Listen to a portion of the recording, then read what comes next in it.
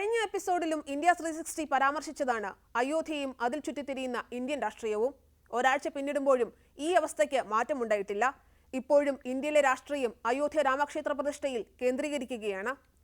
പ്രതിഷ്ഠാ ചടങ്ങിലേക്കുള്ള ക്ഷണം സോണിയാഗാന്ധിയും മല്ലികാർജ്ജുൻ ഖർഗെയും അധിർ രഞ്ജൻ ചൗധരിയും ഏറെ നാളത്തെ ആലോചനകൾക്കൊടുവിൽ നിരസിച്ചതും, ചടങ്ങിൽ പങ്കെടുക്കില്ലെന്ന് ശങ്കരാചാര്യർ സ്ഥാപിച്ച 4 മഠങ്ങളുടെ അധിപതിമാർ നിലപാടെടുത്തതും പ്രതിഷ്ഠയെ പുകഴ്ത്തുന്ന വാർത്തകൾക്കിടയിൽ മാറി നിന്നവയാണ്. വേറിട്ട നിലപാടുകളായതിനാൽ ഇവ ഏറെ വിമർശനങ്ങൾക്കും ചർച്ചകൾക്കും വിധേയമാവുകയും ചെയ്തു.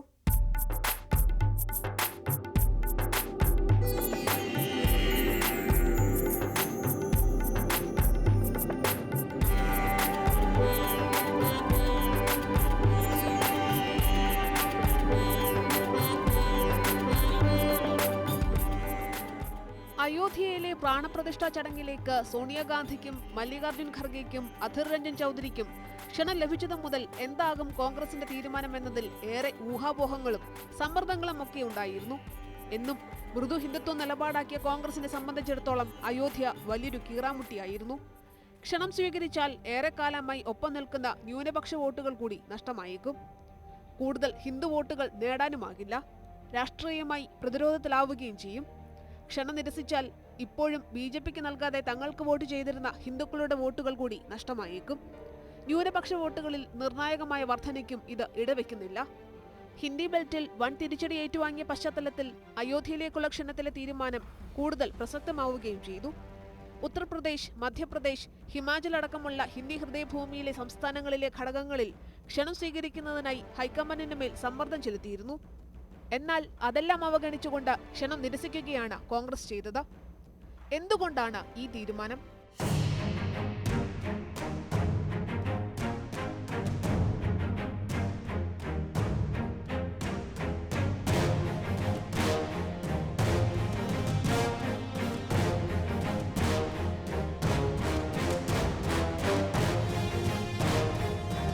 കോൺഗ്രസിന് എന്നും മൃദു ഹിന്ദുത്വ നിലപാടാണെന്ന് പരാമർശിക്കുന്നിടത്താണ് അയോധ്യ ക്ഷേത്രത്തിലെ പ്രതിഷ്ഠ എന്ന വലിയ ചടങ്ങിൽ പങ്കെടുക്കില്ല എന്ന് നേതാക്കൾ തീരുമാനമെടുക്കുന്നത്. ഏതാനും നാൾ മുൻപ് വരെ നർമ്മദയിലും ഗംഗയിലുമെല്ലാം രാഹുൽ ഗാന്ധി അടക്കം ആരതി നടത്തുന്നതിന്റെയും പ്രിയങ്കയുടെയും രാഹുലിന്റെയും ക്ഷേത്ര ദർശനത്തിന്റെയും ചിത്രങ്ങളൊക്കെ കോൺഗ്രസിന്റെ സാമൂഹ്യ മാധ്യമങ്ങളിൽ നിറഞ്ഞിരുന്നു. ഇത്തരത്തിൽ ഹിന്ദുത്വ സമീപനം വളരെ വ്യക്തമാക്കിക്കൊണ്ടിരുന്ന കോൺഗ്രസിന്റെ പുതിയ നിലപാടിനെ മലക്കം മറിച്ചില്ലെന്ന് തന്നെ പറയേണ്ടി വരും. രാമജന്മഭൂമി തർക്കത്തിൽ എന്നും വൈരുദ്ധ്യമുള്ള നിലപാടുകളാണ് കോൺഗ്രസ് സ്വീകരിച്ചിരുന്നത്. 1986-ൽ ബാബറി മസ്ജിദിന്റെ പൂട്ടുകൾ തുറക്കുമ്പോൾ രാജീവ് ഗാന്ധിയായിരുന്നു പ്രധാനമന്ത്രി. 3 വർഷത്തിന് ശേഷം രാമക്ഷേത്രം തെരഞ്ഞെടുപ്പായുധമാക്കിയ BJPയെ നേരിടാൻ രാജീവ് തന്നെയാണ് തർക്കഭൂമിയിൽ ശിലാന്യാസം നടത്താൻ വിശ്വ ഹിന്ദു പരിഷത്തിന് അനുമതി നൽകിയത്. 1991-ൽ BJPയെ ഭയന്ന് തർക്കഭൂമിയിൽ ക്ഷേത്രം നിർമ്മിക്കുമെന്ന് തെരഞ്ഞെടുപ്പ് പത്രിക പോലും കോൺഗ്രസ് പുറത്തിറക്കിയിരുന്നു. ബാബറി മസ്ജിദ് തകർക്കാതെ ക്ഷേത്രം നിർമ്മിക്കുമെന്നായിരുന്നു വാഗ്ദാനം. അതേ വർഷം കോൺഗ്രസ് സർക്കാർ അധികാരത്തിലിരിക്കെയാണ് ബാബറി മസ്ജിദ് തകർക്കപ്പെട്ടത്. അന്ന് പ്രധാനമന്ത്രിയായിരുന്ന PV നരസിംഹറാവു അടുത്ത വർഷം തന്നെ മസ്ജിദ് പുനർനിർമ്മിക്കുമെന്ന് വാഗ്ദാനം നൽകിയെന്നതിനും ചരിത്രം സാക്ഷിയാണ്. എന്നാൽ 2019-ൽ അയോധ്യ തർക്ക വിഷയത്തിൽ സുപ്രീം കോടതിയുടെ വിധിയെ അനുകൂലിക്കുകയാണ് കോൺഗ്രസ് ചെയ്തത്. ഇപ്പോൾ ഇതാ ക്ഷേത്രപ്രതിഷ്ഠാ ചടങ്ങിൽ പങ്കെടുക്കില്ലെന്നുള്ള തീരുമാനവും വന്നിരിക്കുന്നു.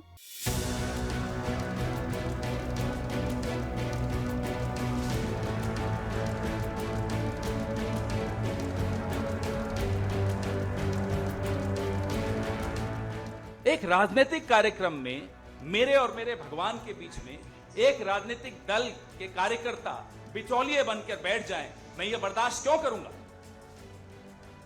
I do not need a middleman between me and my God.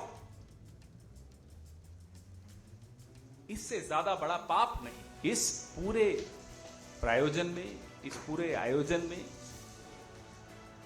कहीं भी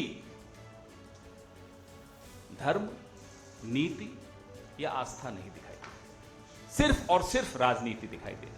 പ്രതിഷ്ഠാ ചടങ്ങല്ല, രാഷ്ട്രീയ പരിപാടിയാണെന്നാണ് കോൺഗ്രസിന്റെ വിമർശനം. അത് അസ്ഥാനത്തുമല്ല. പ്രതിഷ്ഠാ സമയത്ത് ശ്രീകോവിലിൽ പ്രവേശനം അനുവദിച്ചിട്ടുള്ള 5 പേരിൽ ഒരാൾക്ക് മാത്രമാണ് രാഷ്ട്രീയ പശ്ചാത്തലം ഇല്ലാത്തത്. രാമക്ഷേത്ര പൂജാരിയാണ് ആ വ്യക്തി. മറ്റ് 4 പേർ പ്രധാനമന്ത്രി നരേന്ദ്രമോദി, RSS മേധാവി മോഹൻ ഭാഗവത്, മുഖ്യമന്ത്രി യോഗി ആദിത്യനാഥ്, ഗവർണർ ആനന്ദിബെൻ പട്ടേൽ എന്നിവരാണ്. ഭരണകൂടത്തിന്റെ പരിപാടിയല്ലെങ്കിൽ പിന്നെ മറ്റെന്താണിത്? ഇത് തന്നെയാണ് പുരി മഠാധിപതി നിശ്ചലാനന്ദ സരസ്വതിയും ചൂണ്ടിക്കാട്ടുന്നത്. मोदी जी लोकार्पण करेंगे, मूर्ति का स्पर्श करेंगे और मैं वहाँ ताली बजा के जय जय करूँगा क्या? मुझे पद नहीं, पद तो सबसे बड़ा प्राप्ति है, मुझे शेर नहीं चाहिए, लेकिन थोड़ा आप विचार कीजिए धर्माचार्य वहाँ क्या नहीं है। जो माने योगी भी हो गए मोदी जी, योगासन भी सिखाते हैं, धार्मिक क्षेत्र में भी हस्तक्षेप कर ही रहे हैं, तो वहाँ जाके शंकराचार्य ताली बजाएंगे, वो अधिक से अधिक यूँ वो कर लेंगे और क्या करेंगे। वैसे लोग जो होते हैं ना बड़े धनी, वो कैसे प्रणाम करते हैं मालूम? ऐसे मोदी जी अधिक से अधिक यूँ कर देंगे, नहीं तो संतों की ओर देखेंगे भी नहीं। तो मुझे अपने पद की महिमा, अभिमान की बात नहीं है, मुझे अपने पद की गरिमा का ध्यान है। പുരി മഠാധിപതി മാത്രമല്ല ശക്തമായ നിലപാട് ഈ വിഷയത്തിൽ എടുത്തിട്ടുള്ളത്. ഉത്തരാഖണ്ഡിലെ ജ്യോതിർ മഠാധിപതിയുടെ നിലപാടും നിശ്ചലാനന്ദ സരസ്വതിയിൽ നിന്ന് വ്യത്യസ്തമായിരുന്നില്ല. किसी राग द्वेष के कारण नहीं, बल्कि शंकराचार्यों का ये दायित्व है कि वो शास्त्र विधि का पालन करें और करवाएं। अब वहां पर शास्त्र विधि की उपेक्षा हो रही है। सबसे पहली उपेक्षा क्या है कि मंदिर अभी पूरा बना नहीं और प्रतिष्ठा की जा रही है। कोई ऐसी परिस्थिति नहीं है कि अपने को अचानक कर देना पड़े। ये हमको कहना ही पड़ेगा पूछे जाने पर कि ये ठीक नहीं है। अब यही हम कह रहे हैं तो हमको कहा जा रहा है कि ये लोग तो विरोधी हैं, एंटी मोदी हैं। इसमें एंटी मोदी की क्या बात है? हम एंटी मोदी नहीं है, लेकिन हम एंटी धर्मशास्त्र भी नहीं होना चाहते। धर्मशास्त्र के अकॉर्डिंग ही हम स्वयं चलना चाहेंगे और अपनी जनता को भी चलाना चाहेंगे, क्योंकि हमको धर्मशास्त्र से पुण्य पाप का बोध होता है। राम है ये किसने हमको बताया?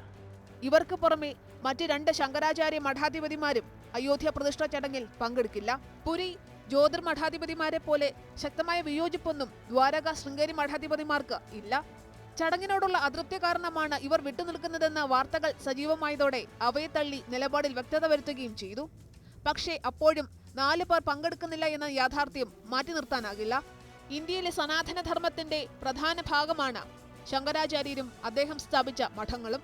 उसकी एक तौर तरीका होता है, विधि विधान होता है, धर्मशास्त्र होते हैं। क्या ये कार्यक्रम धार्मिक है? अगर ये कार्यक्रम धार्मिक है तो क्या विधि विधान से हो रहा है, धर्मशास्त्र से कुछ किया जा रहा है?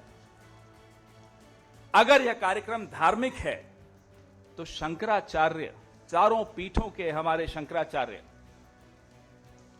क्या उनकी सलाह से, उनकी देखरेख से इस कार्यक्रम का स्वरूप तय किया जा रहा है? चारों शंकराचार्य, चारों पीठ स्पष्ट रूप से कह चुके हैं कि एक अधूरे मंदिर की प्राण प्रतिष्ठापन नहीं की जा सकती। अगर यह कार्यक्रम धार्मिक नहीं है तो यह कार्यक्रम राजनैतिक है। पूरा एक संघ, पूरा एक संगठन अपने आप को मेरे धर्म का ठेकेदार बनाकर बैठा हो और विधि विधान में उनका विश्वास न हो, पूरी की पूरी इनकी आईटी सेल चारों पीठों के शंकराचार्यों के खिलाफ एक मुहिम छेड़कर बैठे। കോൺഗ്രസിനെ സംബന്ധിച്ചിടത്തോളം ഇത് തങ്ങളുടെ നിലപാടിനെ കുറിച്ച് ചർച്ചകൾ മറക്കാനായി ലഭിച്ച വിഷയമാണ്.